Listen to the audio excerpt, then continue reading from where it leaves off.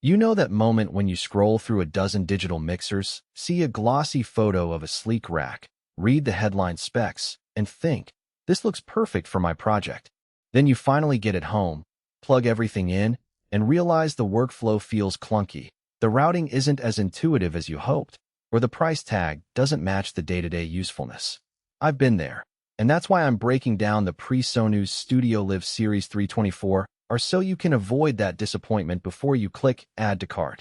Link is in the description if you want to check the product details on Amazon. First off, the StudioLive 24R isn't a typical 2-channel audio interface you'd stick on a laptop desk. It's a full-size 24-input rack-mount mixer that sits in a studio rack or a touring rack case. That means you need to have a rack or at least a sturdy shelf that can handle a 2U depth unit. And you have to be comfortable routing signals through a digital matrix rather than a handful of analog knobs.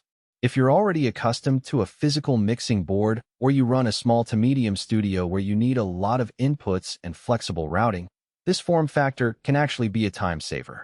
If you're a solo bedroom producer looking for a USB audio interface, you'll probably find the 24R overkill. Let's talk about the core of what the 24R does. It gives you 24 locking combo mic/line inputs, which means you can drop in a microphone, a line-level instrument, or even a direct box without swapping cables.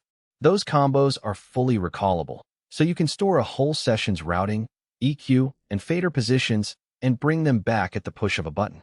In a live sound scenario, that's a huge benefit. Set up a house mix for a band, hit store, and you can pull the exact same settings for the next gig without hunting through menus. One of the hidden trade-offs comes from the way the unit handles its internal routing. The 24R offers 16 FlexMixes that you can assign as AUX mixes, subgroups, or matrix mixes, plus 4 dedicated subgroups. That flexibility is fantastic, but it also means the learning curve is steeper than a simple 4-bus mixer. In my testing, I spent about 20 minutes just figuring out how to route a separate monitor mix for the vocalist, while keeping the main mix clean for the audience.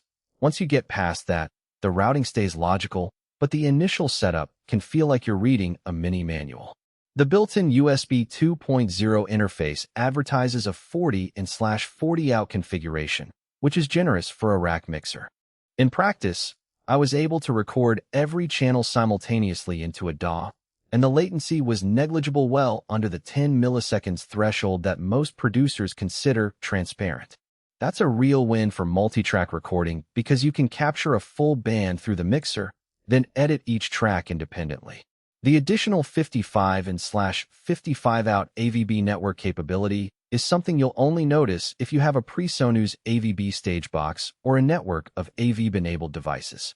For most small studios, the USB route will be the primary workflow, so the AVB ports sit there as future-proofing rather than an immediate necessity. Now, let's get specific about the sound shaping tools. Every channel has what PreSonus calls fat channel processing, which includes a vintage-style EQ and a compressor with a couple of selectable modes. I tried the EQ on a vocal mic, and the vintage curve gave a subtle warmth that sounded like a classic hardware unit without adding any noticeable coloration. The compressor, when set to vocal mode, offered a smooth gain reduction that helped keep the singer's dynamics in check without sounding pumped.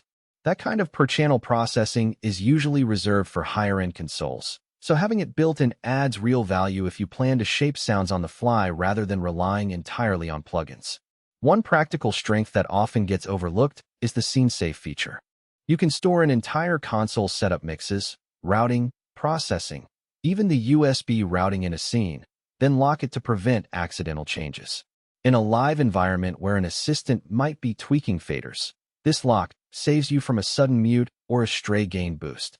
In the studio, it lets you freeze a mix while you bounce a track, so you know exactly what you recorded. On the downside, the mixer's control surface is a digital LCD screen with push buttons rather than motorized faders. The faders themselves are solid, but they don't move automatically when you recall a scene. That means you still have to watch the meters and trust that the saved settings match what you hear.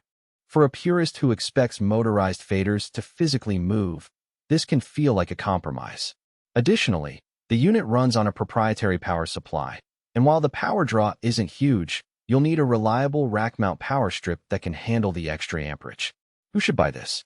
If you run a rehearsal studio, a small live sound house, or a project studio that records bands, the 24R gives you the input count, routing flexibility, and built-in processing.